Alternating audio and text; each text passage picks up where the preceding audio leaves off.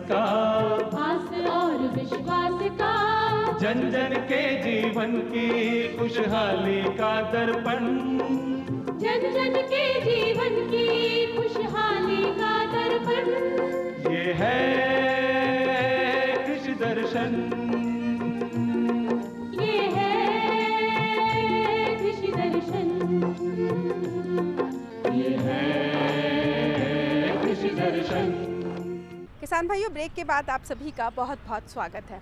किसान भाइयों और बहनों, कृषि हमारा प्रमुख आधार है और इस आधार को और भी ज़्यादा मजबूत बनाने के लिए और किसानों की आय में इजाफा करने के लिए हाल ही में हमारी केंद्र सरकार ने 3 नए कृषि कानून और कृषि बिल लागू किए हैं। किसान भाइयों, अब हमारे जो भी सारे किसान भाई हैं वो अपने मन मुताबिक स्वतंत्र पूर्वक अपनी उपज को, अपनी फसल को अच्छे दामों पर किसी भी मंडी में बेच पाएंगे। इसके साथ ही कृषि कानून बिल के तहत वो अपनी उपज के साथ ही अनुबंध खेती भी कर पाएंगे और इसके साथ ही किसान कानून के तहत जो भी कृषि की व्यवस्था है, समर्थन मूल्य, न्यूनतम समर्थन मूल्य की जो व्यवस्था है उसको भी हटाया नहीं गया है।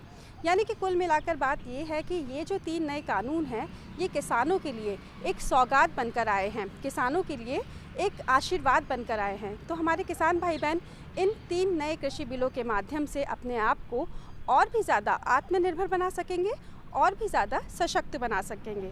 तो ये तो बात थी हाल ही में पारित हुए 3 नए कृषि बिलों की, ये बात जो आपके लिए जानना बेहद ही ज़रूरी थी। और आइए अब चलते हैं हमारे आज के विषय के बारे में बात करते हैं कि हमारा आज का विषय क्या है। आज कार्यक्रम कृषि दर्शन में हम जानेंगे बीजी मसाला फसलों में समन्वित कीट प्रबंधन के बारे में। किसान भाइयों, कहते हैं कि बिन मसाला स्वाद अधूरा, यानी कि स्वाद और जायका ना हो तो भोजन जो है ना वो कुछ फीका सा लगता है और भोजन को पूर्ण बनाते हैं मसाले। मसाले ना केवल हमें सेहत देते हैं बल्कि स्वाद भी देते हैं और इन दिनों हमारे किसान भाई बहनों का रुझान जो है वो मसाला खेती की तरफ काफ़ी बढ़ रहा है।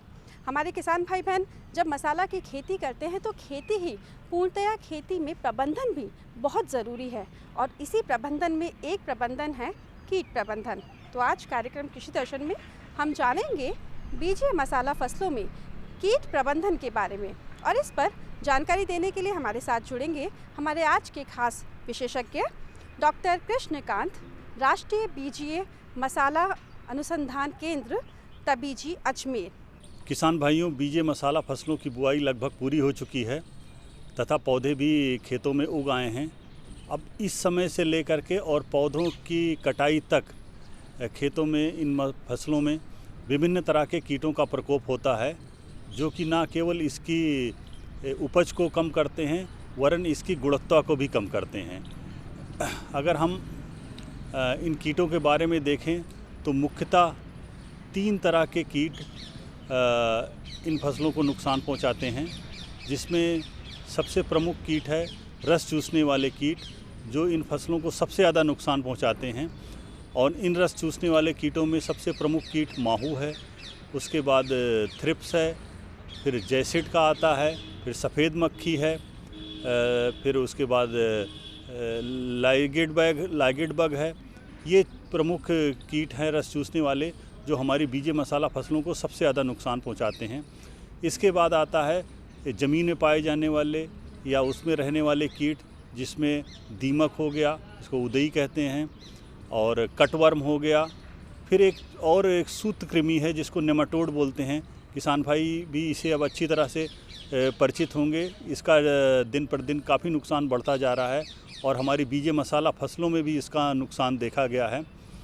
ये ज़मीन में पाई जाने वाली कीट है। फिर इसके बाद बीज भेदक कीट है जो हमारी धनिया, सौंफ और अजवाइन की फसलों में पाया जाता है।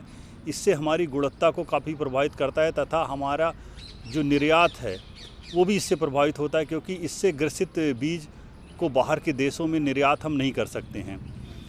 और आखिरी में वो कीट हैं जिन्हें लट हम आम भाषा में बोलते हैं, जिनको कैटरपिलर्स होते हैं, जिसमें एक कपास वाली सुंडी हो गई है और दूसरा तंबाकू वाली सुंडी जिसको स्पोडेप्टेरा बोलते हैं। ये 2 कीट प्रमुख हैं। अब हम देखते हैं कि इन सारे कीटों का प्रकोप अभी फसल उगने के उपरांत ही शुरू हो जाता है और ये लगभग किसी न किसी का कीट का प्रकोप फसल के कटाई तक रहता है।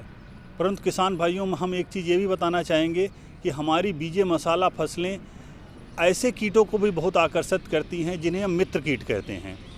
इन मित्र कीट में परभक्षी कीट होते हैं जिसमें काक्सिनेला प्रमुख है, तथा परजीवी हैं जो माहू, खासकर माहू के ऊपर अपने बच्चे दे करके इनका संहार या नाश करते हैं, जो हमारे लिए लाभदायक कीट हैं। तीसरे प्रकार के वो कीट हैं जो परागण वाले कीट हैं। मैं किसान भाइयों को बताना चाहूँगा कि हमारी जितनी बीजे मसाला फसलें हैं, मेथी को छोड़कर सभी भी फसलें पर परागण वाली फसलें हैं और इनका परागण कीटों से होता है। और प्रमुख कीट जो परागण करते हैं वो मधुमक्खी है, और इन मधुमक्खी में एक छोटी सी किस्म है जिसको छोटी मक्खी बोलते हैं या एपिस फ्लोरिया बोलते हैं। वो एक प्रमुख कीट है जो इनका परागण करती है। इस संदर्भ में हम देखेंगे तो कीटों का नियंत्रण करते समय हम इन सारी बातों का ध्यान रखना पड़ेगा कि हानिकारक कीटों के नाश करने के साथ साथ हमारे जो मित्र कीट हैं और जो परागण करने वाले कीट हैं, इनका कम से कम नुकसान हो। इसके लिए हम एक विधा को अनुमोदित करते हैं जिसको समन्वित कीट नियंत्रण बोलते हैं।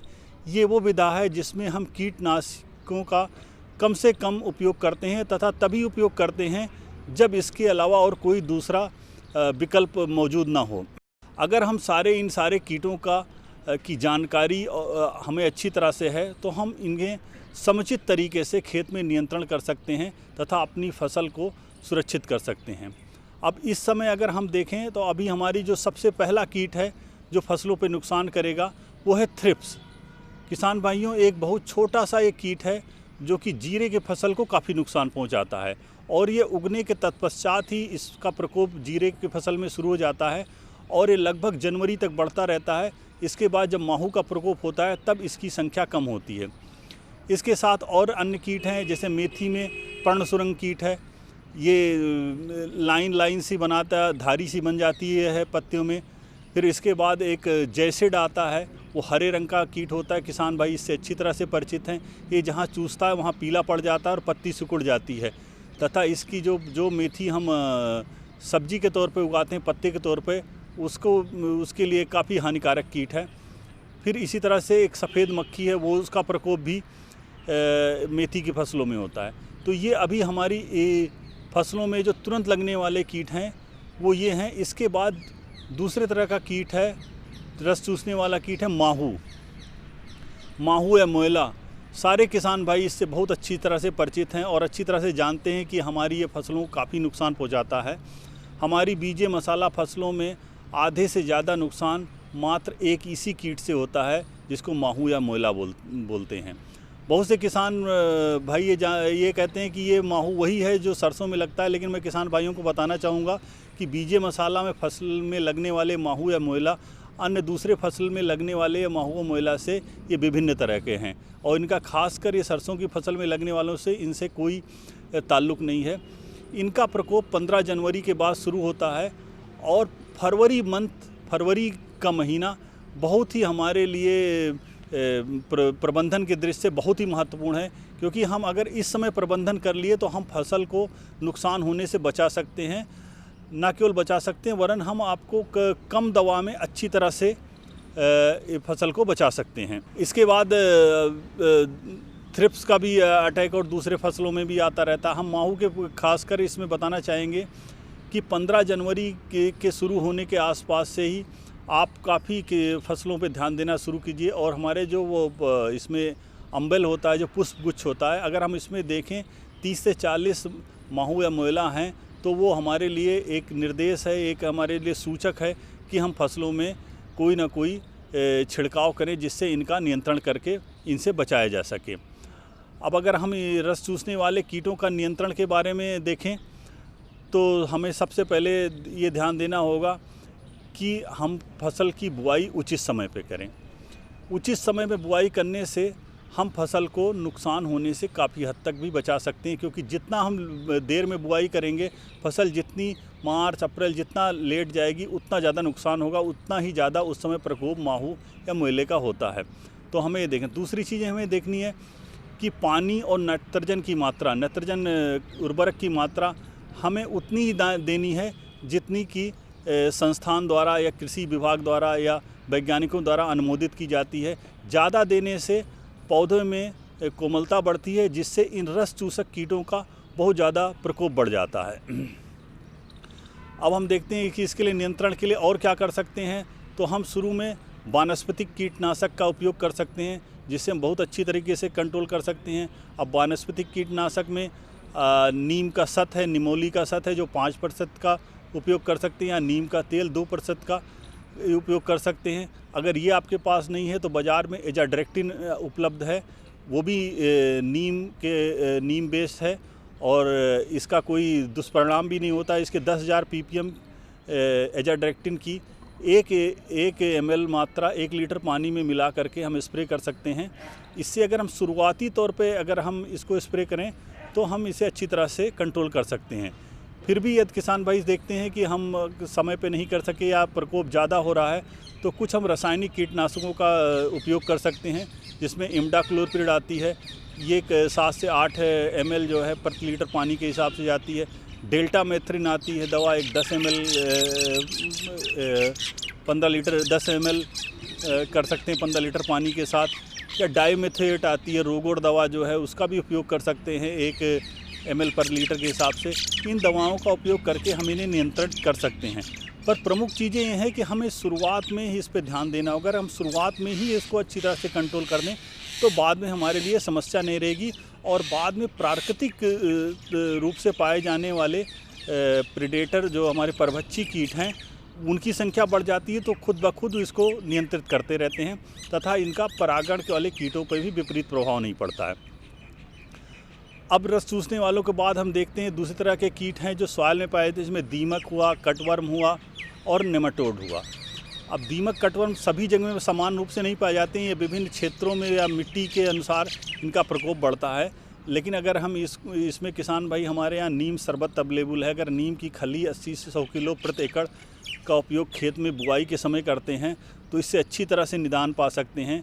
लेकिन जिन किसान भाइयों के पास ये सुविधा नहीं है, वो फोरेट का इस्तेमाल कर सकते हैं 4 से 5 किलो प्रति एकड़, या क्लोरपाइरीफास के जो 20 EC की आती है उसको 1 लीटर रेत में मिला करके उसको छिड़काव कर दे सककर इसका नियंत्रण कर सकते हैं। जहाँ तक नेमाटोड की बात है, नेमाटोड ये भी काफ़ी सीरियस है। सूत्रकृमि धीरे धीरे इसका प्रकोप बढ़ रहा है, और इसका प्रकोप ये ना केवल खुद रस चूसता है वरन जड़ों को नुकसान पहुँचा करके जो रोग हैं उनको भी फैलने में मदद करता है। खासकर उकठा रोग है, उकठा रोग के फैलने में ये बहुत सहायक है। तो सूत्रकृमि का भी हमें किसान भाई ध्यान देना होगा। यदि आप नीम की खली डालते हैं तो इससे सूत्रकृमि का काफ़ी हद तक नियंत्रण होता है। यदि नहीं दे पाए हैं तो आप फोरेट का इस्तेमाल कीजिए, या इसके लिए बहुत ही अच्छी जैविक सूत्रकृमि आती है जो पैसिलोमाइसिस एक है, जो हमारे संस्थान में भी उपलब्ध है। पैसिलोमाइसिस के साथ सीडोमोनास फ्लोरेसेंस और बैसिलस सेप्टिलिस है। इन तीनों मिलाकर देने से बहुत ही अच्छी तरह से नियंत्रित कर सकते हैं, और ये टेक्नोलॉजी सिद्ध है जो है, और ये काफ़ी लंबे समय तक उपयोग में खेतों में इसका प्रभाव बना रहता है, जिससे सूत्रकृमि को अच्छी तरह से नियंत्रित कर सकते हैं। अब हम दूसरे कीट को देखते हैं जो भेदक कीट हैं। जैसा मैंने पहले ही बताया कि भेदक कीट का भी हमारे धनिया, सौंफ और अजवाइन की फसल में नुकसान पहुंचाता है। इसमें फसल कीट की मादा बीज बनने के समय अपने अंडे बीज में दे देती है, और बच्चे बढ़ करके जब वयस्क बनते हैं तो उसमें छेद करके निकलते हैं। इनका प्रकोप बीज बनने से लेकर के और फसल के पकने तक चलता रहता है, और बहुत से जो बच्चे जो इसमें पकने के समय निकल नहीं पाते, वो बीज के अंदर रहते हैं। इसी वजह से इससे ग्रसित बीजों को हम बाहर निर्यात नहीं कर सकते हैं। अब इसके लिए भी नीम जनित कीटनाशक बहुत अच्छा इसमें फ़ायदा देते हैं। जैसा मैंने बताया कि माहू के लिए वो इसमें भी नियंत्रित करते हैं। फिर आपको इसमें आप चाहें क्लोथनिडीन एक दवा आती है, अगर बहुत आपके एरिया में इसका प्रकोप बहुत ज़्यादा है तो क्लोथनिडीन नाम की दवा आती है, जिसको जो एक ग्रेन्यूल के रूप में होती है, आधा kg पर हेक्टेयर के हिसाब से आप बुआई के समय खेत में डाल दें तो पूरे समय के लिए फसल की अवधि में इस पर नियंत्रित किया जा सकता है। न केवल इससे बीज भेदक कीट का, वरन ये चूसने वाले रस की कीट को भी हम इससे नियंत्रित कर सकते हैं। अब तीसरे तरह के कीट का जो है वो है पत्ते खाने वाले, जिनको आम भाषा में लट बोलते हैं, हम कैटरपिलर्स बोलते हैं। ये दो तरह के कैटरपिलर्स सामान्यतः खेत में पाए जाते हैं। एक तो कपास में पाए जाने वाले कीट जिनको जानते हैं के नाम से जानते हैं, और दूसरा एक तंबाकू में पाए जाने वाले कीट जिसको स्पोडेप्टेरा बोलते हैं। सामान्यतः इनका प्रकोप बहुत ही सीमित एरिया में होता है और हमारे राजस्थान में इसका प्रकोप बहुत कम देखा गया है। फिर भी हमें इसके बारे में जानकारी होनी चाहिए। यदि आप खेतों में देखते हैं कि आपके खेतों में लट का प्रकोप शुरू हो गया है, सामान्यतः ये फरवरी के महीने में शुरू होता है, तो शुरुआत की अवस्था में ही आप दवा डाल करके इसको नियंत्रित कर सकते हैं। इसके लिए आप क्लोरोपाइरिफास इस्तेमाल कर सकते हैं 2 ml पर लीटर, या क्विनलफास इस्तेमाल कर सकते हैं 1 ml पर लीटर, या डेल्टामेथ्रिन इस्तेमाल कर सकते हैं 0.8 ml पर लीटर। परंतु अगर आप चाहें तो आप वनस्पति कीटनाशक जैसा मैंने जिक्र किया उसको भी कंट्रोल करके शुरुआती दौर में कंट्रोल करके नियंत्रित कर सकते हैं। इन सभी कीटों के बारे में जो जानकारी दी है, इन सभी कीटों का प्रकोप हमें ये देखना है कि फरवरी महीने से ही सबसे ज़्यादा बढ़ता है और इसका नुकसान पौधों को होने लगता है। अतः किसान भाइयों से मुझे ये आग्रह है कि आप बीजे मसाला फसलों को इस तरह से नियंत्रित करें कीटों को, जिससे हमारे जो मित्र कीट हैं, जो परभक्षी कीट हैं, जो परागण करने वाले कीट हैं, इनका कम से कम नुकसान हो। यदि एक बार इन दोनों की संख्या कम हो गई तो हम बीजे मसाला फसलों का लंबे समय पे उत्पादन नहीं ले सकते हैं। धन्यवाद। तो किसान भाइयों, देखा आपने कि किस तरह से हम सही प्रबंधन को अपनाकर अपनी फसलों को उन्नत बना सकते हैं, साथ ही साथ ज़्यादा से ज़्यादा उत्पादन प्राप्त कर सकते हैं। आपको हमारा आज का ये कार्यक्रम कैसा लगा, आप हमें पत्रों के माध्यम से बता सकते हैं। और पत्र लिखने के लिए हमारा पता है कार्यक्रम कृषि दर्शन, DD राजस्थान, दूरदर्शन केंद्र जयपुर। और आप हमें ईमेल भी कर सकते हैं। हमारा ईमेल ID है krishidarshanjaipur@gmail.com। और हमेशा की तरह हमें रहेगा आपके पत्रों और आपके ईमेल्स का इंतज़ार। और जाते जाते बस वही बात कि स्वच्छ रहिए, स्वस्थ रहिए और सुरक्षित रहिए। साथ ही साथ सोशल डिस्टेंसिंग की पालना कीजिए, क्योंकि कहते हैं ना कि हम स्वस्थ तो जग स्वस्थ। इसी के साथ लेती हूँ आपसे आज्ञा। फिर हाजिर होंगे कार्यक्रम कृषि दर्शन में एक नई जानकारी को लेकर, एक नए विषय के साथ। तब तक के लिए नमस्कार।